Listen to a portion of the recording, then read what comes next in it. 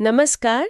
आज हम बात कर रहे हैं गोरखपुर लिंक एक्सप्रेसवे की, जिसका हाल ही में उद्घाटन हुआ है। हाँ, और ये सिर्फ एक मतलब सड़क परियोजना नहीं है। सही कहा।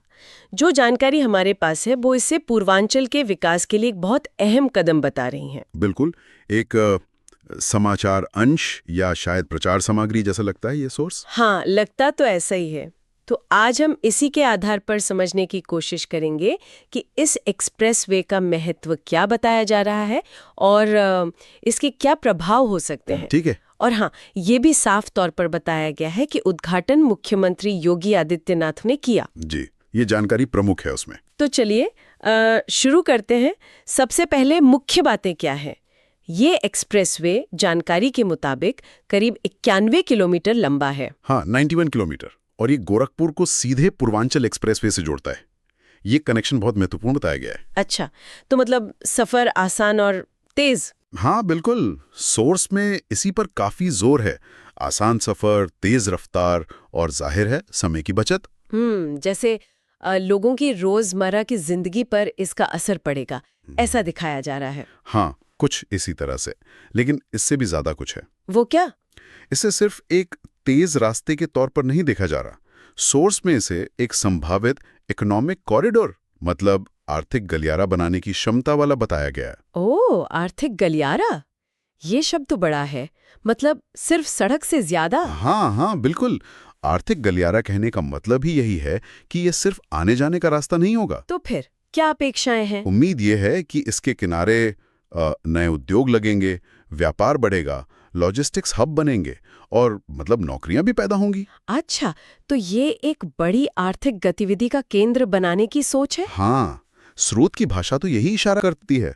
इसे एक बड़े आर्थिक बदलाव के उत्प्रेरक के रूप में देखा जा रहा है, सिर्फ ट्रांसपोर्ट सुविधा नहीं। और ये बात वो जो विकसित उत्तर प्रदेश का जिक्र है स्रोत में, उससे जुड़ती है। बिल्कुल, उसी बड़ी तस्वीर का हिस्सा बताया गया है इसे। ये भी कहा गया है कि इससे ट्रैफिक का बोझ कम होगा और नए औद्योगिक केंद्रों के लिए मौके बनेंगे। ये सब उसी मतलब बड़े विकास के लक्ष्य की तरफ इशारा करते हैं। सही। तो ये एक ठोस उदाहरण की तरह पेश किया जा रहा है उस विजन का। हाँ, और जो नए औद्योगिक केंद्रों की बात है, वो भविष्य की एक कह सकते हैं आर्थिक समृद्धि का खाका खींचती है। ऐसा जताया जा रहा है कि ये एक्सप्रेसवे उस समृद्धि का रास्ता खोलेगा। मतलब वर्तमान की समस्या का हल भी और भविष्य का निर्माण भी। जी, स्रोत तो यही दर्शा रहा है। एक और चीज जो मैंने नोटिस की वो है इसकी भाषा, काफी उत्साहजनक है। हाँ बिल्कुल। विकास की एक्सप्रेस रफ्तार, सपनों को हकीकत बनाने वाला कदम, ऐसे वाक्यांश है। हाँ, ये भाषा बताती है कि इसे कितनी बड़ी उपलब्धि माना जा रहा है। और इस तरह की भाषा का इस्तेमाल अक्सर होता है किसी परियोजना के महत्व को बताने के लिए, एक सकारात्मक माहौल बनाने के लिए। सही कहा। ये सिर्फ तथ्य नहीं दे रहा, बल्कि एक कहानी बना रहा है। हाँ, विकास और प्रगति की कहानी। और इसी से ये बात और साफ होती है कि लक्ष्य सिर्फ कनेक्टिविटी नहीं है, बल्कि एक व्यापक क्षेत्रीय विकास, जिसमें औद्योगिकीकरण और आर्थिक उत्थान ये सब शामिल है।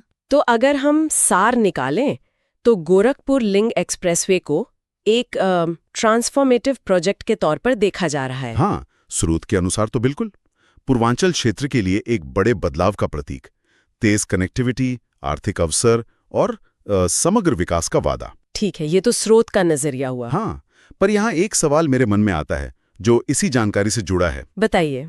स्रोत कनेक्टिविटी और आर्थिक विकास पर तो बहुत जोर दे रहा है, ठीक है, पर क्या इसकी सफलता सिर्फ घटे हुए यात्रा समय या कुछ नए कारखानों से मापी जाएगी?